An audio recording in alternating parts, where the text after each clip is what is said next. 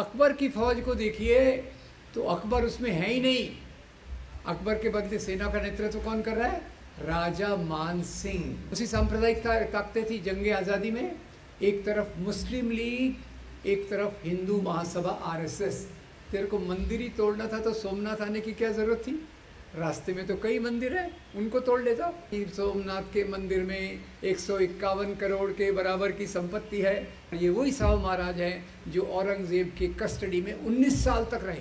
बोलते हैं औरंगज़ेब ने तलवार की जोर पर इस्लाम फैलाया। औरंगज़ेब के दरबार में 33% ऑफिसर्स हिंदू थे। पार्टी का नाम गेस करने पर आधा कप चाय आपको पिलाई जाएगी। और मुसलमानों के खिलाफ एक प्रकार से नफरत पैदा की जाती है। अब गौ हमारी माता है, उसके नाम पर 100 लिंचिंग हो गई 2019 तक। इसमें मरने वाले 90 मुसलमान और 10 दलित। हेलो अटल जी, आप क्या कर रहे हो? आप जो खा रहे हो ये तो बीफ है, आप जो खा रहे हो ये बीफ है। अटल जी ने कहा नो प्रॉब्लम, बीफ है तो क्या हो गया, इंडियन गाय का थोड़ी है, ये तो अमेरिकन गाय का है। Let's have a good time. 25-26 साल के भी उभर के कभी बाबा बन गए तो अभी वो हिंदू गांव बनाने जा रहे हैं। आतंकवाद, तेल के कुओं पर कब्जा जमाने के लिए अमेरिका ने शुरुआत की, अलकायदा को खड़ा किया, आईएसएस को खड़ा किया। अमेरिकन मीडिया का गंदा रोल, उसने एक शब्द कॉइन किया, इस्लामिक टेररिज्म। इस्लामिक टेररिज्म शब्द ये और कहीं से नहीं आया और पहली बार आया। इस्लामोफोबिया पर बहुत महत्वपूर्ण बातें मंच के साथियों ने कही हैं, तो मैं इनको दोहराऊंगा नहीं। मैं केवल इस्लामोफोबिया को हम कैसे समझें, क्या ये सतही चीज़ है जो ऊपर ऊपर चल रही है, या इसकी जड़ें बहुत गहरी हैं? क्या केवल ये मजाक का मामला है, या ये राजनीतिक एजेंडा है? इस चीज़ को हम थोड़ा समझने की कोशिश करेंगे। तो थोड़ा सा मैं इतिहास के डिटेल में तो मैं नहीं जाऊंगा, पर इतना आपको बताऊंगा कि भारत में इस्लाम की जड़ें तो बहुत पुरानी हैं। 7वीं शताब्दी से भारत में इस्लाम आया है।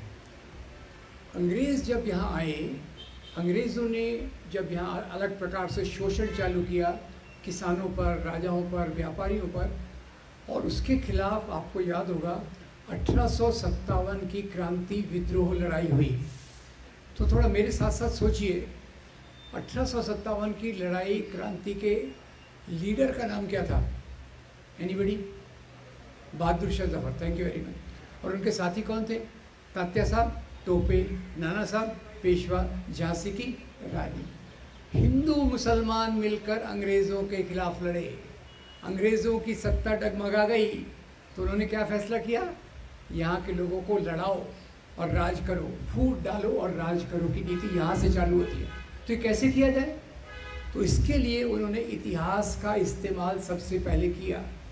और जो राजाओं का राज था, जिसमें हिंदू राजा के साथ मुसलमान राजा मिलता भी था, दोस्ती भी करता था, झगड़ा भी करता था। कोई राजाओं की लड़ाई धर्म के लिए नहीं होती थी, इस बात को भूल जाइए। इस बात को अंग्रेज़ इतिहासकारों ने राजा के धर्म के आधार पर निश्चित कर दी कि वो राजा ने ऐसा क्यों किया, क्योंकि वो हिंदू था, इसलिए राजा ने ऐसा क्यों किया, क्योंकि वो मुसलमान था। ये पूरा पूरा गलत है। एक ही उदाहरण मैं देना चाहूँगा एग्जाम्पल के लिए, वैसे तो बहुत कुछ इस पर कहा जा सकता है। आपको लड़ाई याद होगी, वो हल्दी घाटी की लड़ाई किसके बीच में हुई? अकबर और राणा प्रताप। क्या कहते हैं, हिंदू मुसलमान की लड़ाई। अकबर की फौज को देखिए तो अकबर उसमें है ही नहीं। अकबर के बदले सेना का नेतृत्व कौन कर रहा है? राजा मान सिंह। राणा प्रताप जी के पास आइए।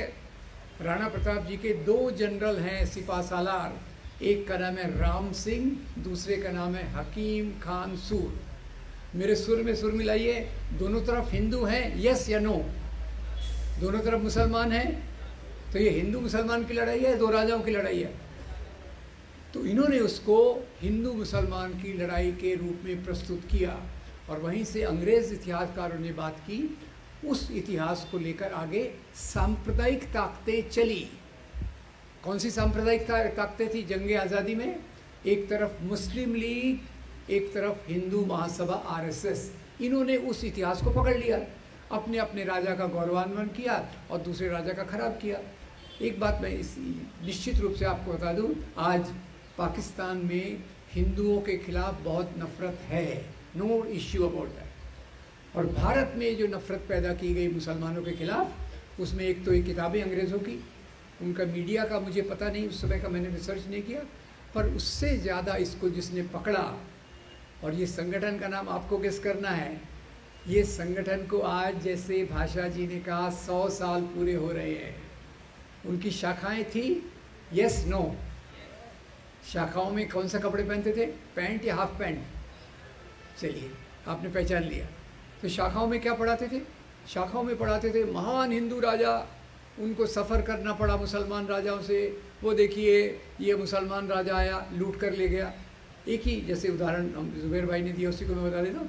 महमूद गजनवी आया सोमनाथ का मंदिर तोड़ने। अब मैं इसी को सिर्फ रैशनली देखा, हिस्टोरियन के रूप में नहीं देखा। गजना से वो आ रहा है सोमनाथ और क्या कहता है, मैं मुसलमान हूँ, मैं मूर्ति पूजा में नहीं मानता, इसलिए सोमनाथ का मंदिर तोड़ रहा हूँ। मैंने डिटेल में स्टडी किया तो मैंने कहा अगर आज महमूद गजनवी होता अगर, तो मैं उससे पूछता भैया तेरे को मंदिर ही तोड़ना था तो सोमनाथ आने की क्या ज़रूरत थी? रास्ते में तो कई मंदिर हैं, उनको तोड़ लेता। पर वो ये जवाब थोड़ी देता कि सोमनाथ के मंदिर में 151 करोड़ के बराबर की संपत्ति है। मेरे मुंह में पानी आ गया। वो संपत्ति के लिए मैं यहाँ आया हूँ और बोलने के लिए बोल दिया कि मैं तो मुसलमान हूँ, मुस्लिम मूर्ति पूजा में नहीं विश्वास करता, इसलिए मंदिर तोड़ रहा हूँ। ऐसे बहुत सारे उदाहरणों से इतिहास भरा पड़ा है। अभी अभी महाराष्ट्र में आपने देखा होगा इस्लामोफोबिया जो पहले 70% 80% था, अभी 90% हो गया। क्यों भाई? एक फिल्म आई छावा नाम की। छावा फिल्म में औरंगज़ेब, पूरी 126 मिनट की फिल्म है, वेरी अनएस्थेटिक। 126 मिनट की फिल्म में 40 मिनट यही बताया गया है कि औरंगज़ेब ने संभाजी महाराज का किस प्रकार से उस पर क्रूरता की। अब ये फिल्म जो बताती है, इसको मैं कहता हूँ सेलेक्टिव हिस्टोरियोग्राफी। सेलेक्टिव यानी क्या? औरंगज़ेब के साथ मिलकर संभाजी ने 2 बार लड़ाई लड़ी थी, उसका उल्लेख नहीं है। संभाजी के पुत्र शाहू महाराज ये औरंगज़ेब की कब्र पर उनको आदर प्रकट करने गए थे, और ये वही शाहू महाराज हैं जो औरंगज़ेब के कस्टडी में 19 साल तक रहे। बोलते हैं औरंगज़ेब ने तलवार की जोर पर इस्लाम फैलाया। अभी भी बोर्ड लगा हुआ है वहाँ पर, अभी भी बोर्ड लगा हुआ है, इस्लाम फैलाया। पर मैं पूछता हूँ भैया, औरंगज़ेब के दरबार में 33% ऑफिसर्स हिंदू थे। जय सिंह, जसवंत सिंह और दूसरे एक तीसरे और थे। अगर उसको हिंदू बनाना ही था तो पहले उनको क्यों नहीं हिंदू बनाया? क्यों पहले वो संभाजी महाराज को मुसलमान हिंदू बनाने की बात कर रहा है? ये सब जो चीज़ें ये इस्लामोफोबिया की जड़ में है। तो ये उन शाखाओं में प्रोपोगेट किया जाता है। हिंदू राजा कितना महान, कितना शक्तिशाली, मुसलमान राजा कितना क्रूर, उसमें बता देंगे संभाजी महाराज पे इस प्रकार से हुआ, शिवाजी महाराज पे उस प्रकार से हुआ। इस पर मैंने बहुत सारी, खुद के बारे में कह रहा हूँ, इस पर मैंने बहुत सारे वीडियो बनाए हैं और सिद्ध ये करने की कोशिश की है। राजा लोग धर्म के लिए राज्य नहीं करते थे, राजा लोग राज्य करते थे सत्ता और संपत्ति के लिए। हर एक राजा अपने राज्य का विस्तार करना चाहता था। आज सोच ऐसी हो गई है, वो राजा मेरे धर्म का है, हिंदू है, तो मैं कहूँगा वेरी गुड, कितना बहादुर राजा है। अगर वो राजा मुसलमान अपने राज्य का विस्तार कर रहा है, अरे वो कितना आक्रामक है, कितना खराब है।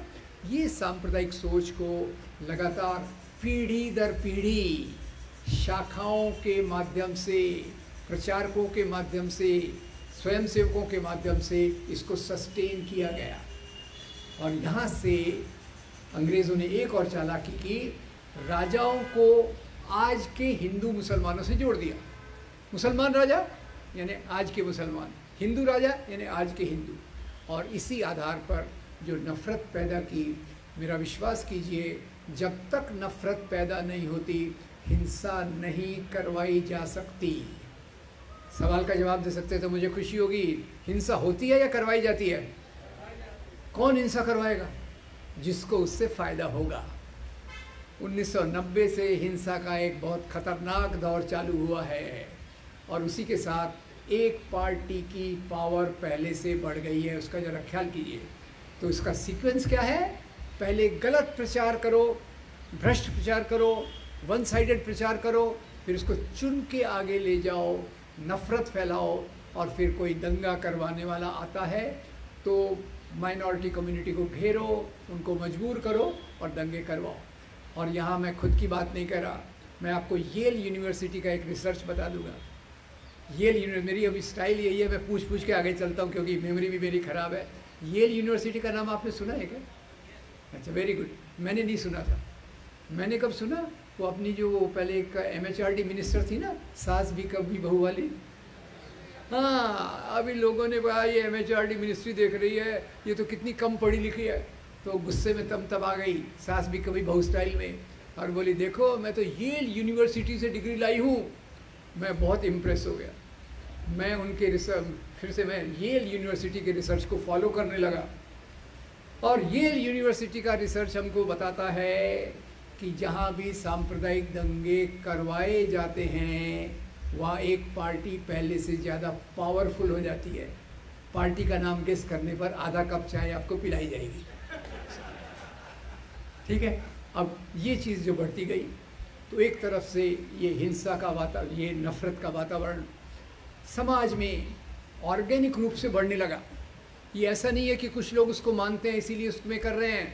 ये ज़्यादा घर घर जाकर बार बार कम्युनिटी से जुड़कर इस प्रकार का प्रोपेगेंडा किया जाता है और मुसलमानों के खिलाफ एक प्रकार से नफ़रत पैदा की जाती है।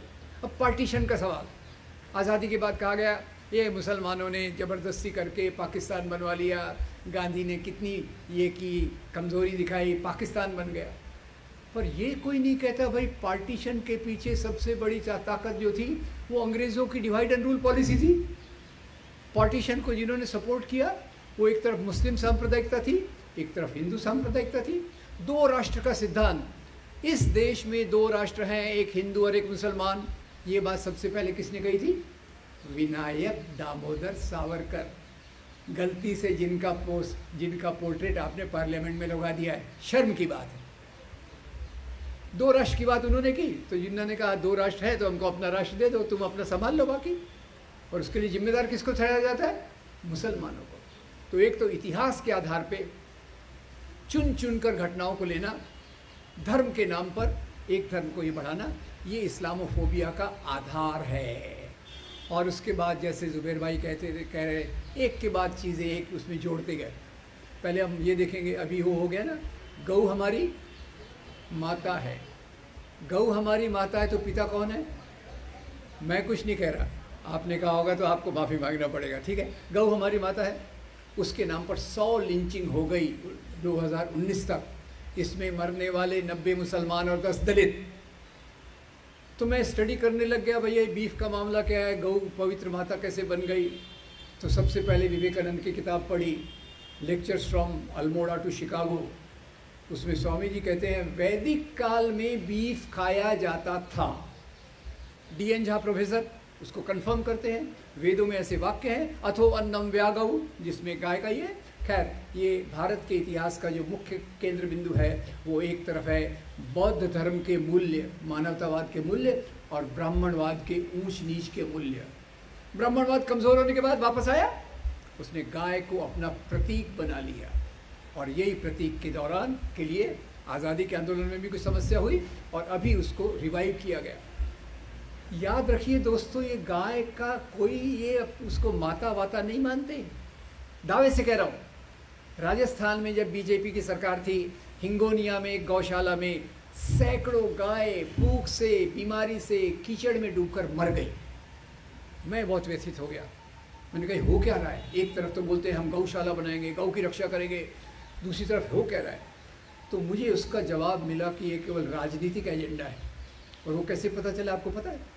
वो अपने एक प्रधानमंत्री थे ना जो कविताएं लिखते थे, अटल बिहारी वाजपेयी, मैं भूल जाता हूँ इसलिए पूछता, डोंट वरी। अब उनकी एक बायोग्राफी में पढ़ रहा था, हार नहीं मानूंगा, विजय त्रिवेदी नाम के पत्रकार ने लिखी थी। पेज 236 पे आया तो पढ़ने को मिला, एक बार अटल जी अमेरिका में लेक्चर के टूर पर थे। एक लेक्चर देने के बाद आराम से खाने का आनंद उठा रहे थे, समझ गए ना, खाने का आनंद उठा रहे थे। तो पड़ोसी ने उनके कंधे पे थपथपाया, हेलो अटल जी आप क्या कर रहे हो?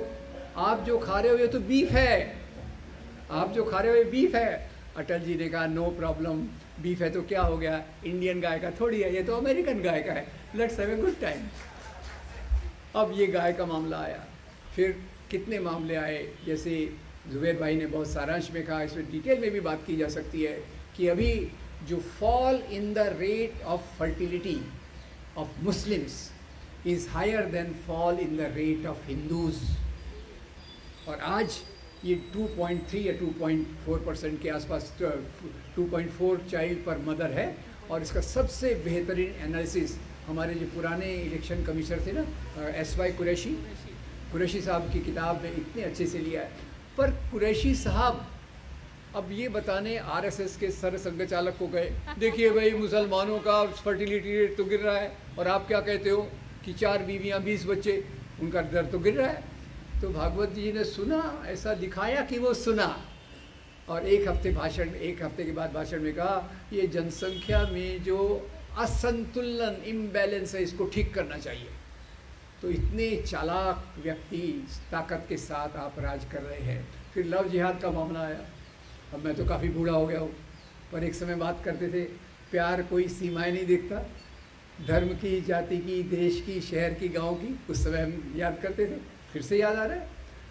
अब ये सवाल जो इस्लामोफोबिया का है, मेरे पहले के मित्रों ने बहुत अच्छे से बताया, इसका बढ़ते बढ़ते बढ़ते, मेरा मेडिकल बैकग्राउंड भी है, सॉरी खुद के बारे में बता रहा हूँ, तो इसकी तुलना केवल कैंसर से की जा सकती है। आशुतोष जी ने बोला, मैं इसी को ये करके रहा हूँ, कैंसर से क्यों की जा सकती है? कैंसर शुरू में होता है ग्रेड 1, इलाज कर सकते, ग्रेड 2 इलाज कर सकते, 3 में संभावना है, 4 में बहुत डिफ़िकल्ट हो जाता है। और वो ग्रेड 4 में ये कैंसर आ गया। इसका उदाहरण मैं बताता हूँ अभी बम्बई से। बम्बई में भगवान राम की शोभा यात्रा निकाली गई। अभी तक क्या था? तलवार, हथियार, ये सब लेकर चलना। इस बार डीजे और डीजे, अश्लील गाने, वल्गर सॉन्ग्स, राम नवमी का उत्सव, और उस पर वल्गर सॉन्ग्स ये कर रहे हैं। और फिर दूसरी तरफ से, ये भी मेरा एक फेवरेट टॉपिक है, हमारे यहाँ बाबा लोग बहुत होते हैं। बाबा 25-26 साल के भी उम्र के कभी बाबा बन गए, तो अभी वो हिंदू गांव बनाने जा रहे हैं। तो किसी ने मजाक में कहा, भैया हिंदू गांव तो बना रहे हो, पर वहाँ एक मस्जिद भी बनाना।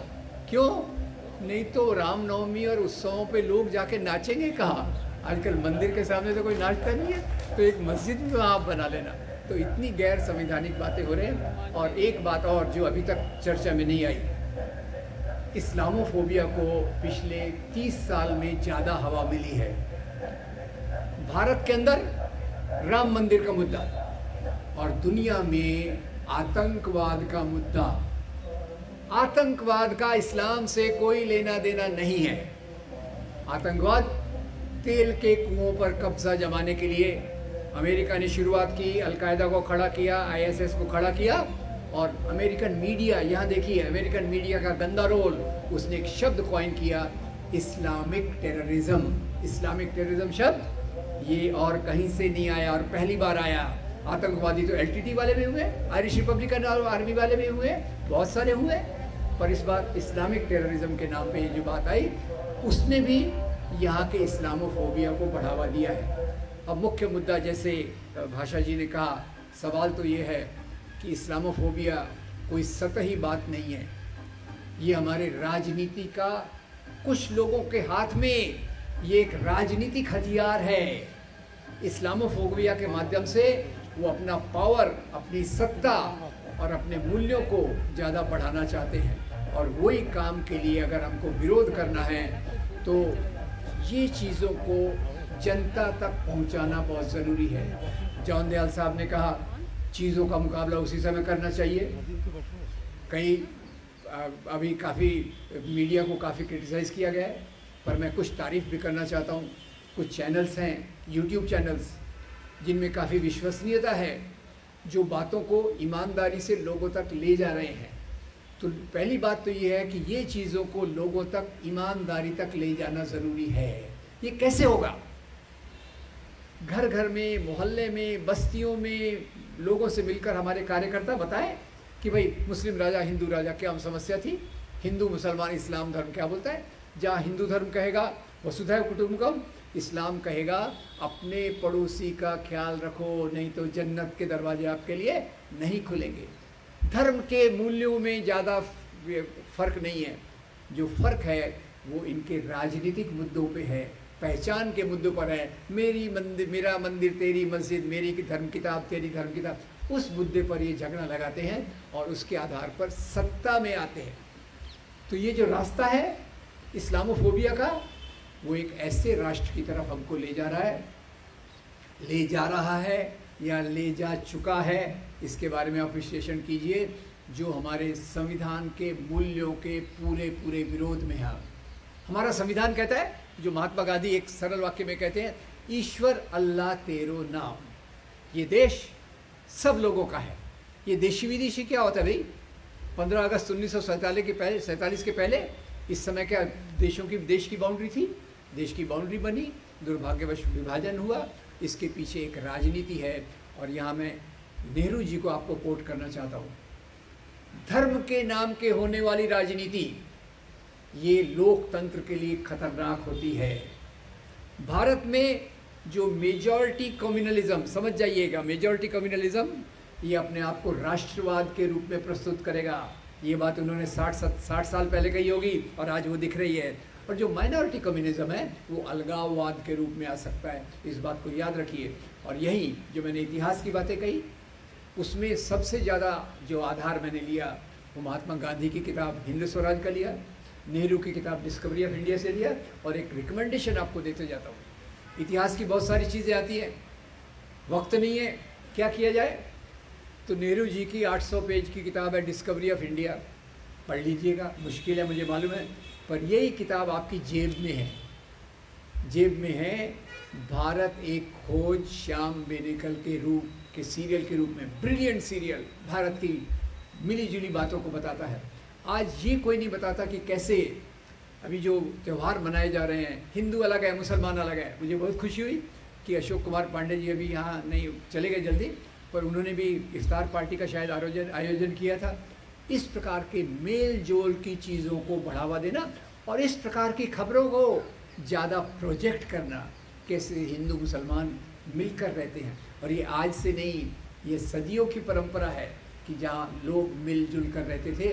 और इसीलिए नेहरू ने इस शब्द का इस्तेमाल किया था, गंगा जमुनी तहजीब। खाने पीने में हो, संगीत में हो, किताबों में हो, साहित्य में हो, भारत में उर्दू भाषा के उदय में हो, ये सब हमारे मेल जोल का परिणाम है। और आज जब उर्दू भाषा के खिलाफ एक मुख्यमंत्री ने बयान दिया, 25-30 शब्दों का था, 25-30 शब्दों का बयान वो उर्दू में दे रहे थे, उर्दू के खिलाफ दे रहे थे, और उस वाक्य में 8 शब्द उर्दू के थे। Thank you very much. ये हमारा मामला है यहाँ। तो सवाल है दोस्तों, इस्लामोफोबिया, जैसे हमारे किसी दोस्त ने कहा, ये केवल मुसलमानों का प्रॉब्लम नहीं है, ये प्रॉब्लम हमारे देश का है, हमारी सभ्यता का है, हमारी संस्कृति का है, हमारा संविधान का है। और हम सब लोग जो मीडिया में हैं वो तो बहुत अच्छा रोल प्ले कर सकते हैं, जो मीडिया के बाहर हैं वो भी इस प्रकार का रिसर्च स्टडी करके ऐसे सामाजिक संगठनों तक ले जाएं जो दूर दूर तक लोगों से जुड़े हैं, तभी हम इसका मुकाबला करके एक बेहतर भारत की ओर जा सकते हैं। Thank you very much.